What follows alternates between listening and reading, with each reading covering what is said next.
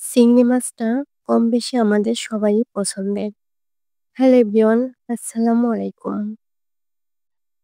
আগে যখন ছোট ছিলাম তখন আমরা কখনোই চিংড়ি মাছটা কিনে খাইতাম না। এই যে চিংড়ি মাছটা দেখতে পাচ্ছেন, এই সাইজের চিংড়ি আমরা সবসময় নদী থেকে ধরে খাইতাম।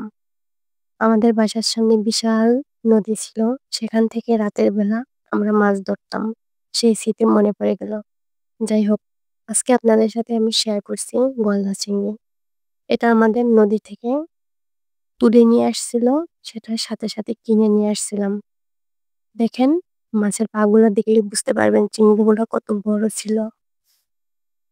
চাষের চিংড়ি এবং নদীর চিংড়ি খাইতে কিন্তু ২ টা আলাদা রকমের টেস্ট। যাই হোক, চিংড়িটা আজকে আমি ভুনা করব। আমি কখনোই চিংড়ি মাছ, বড় চিংড়ি মাছ হলে আমি কখনোই ভেজে রান্না করি না।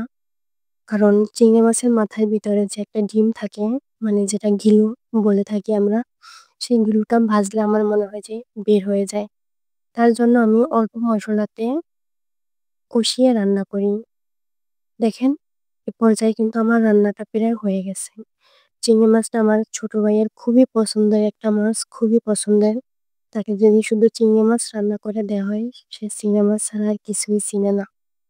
যাই হোক, রান্নাটা কেমন হয়েছে কমেন্ট করে জানাবেন।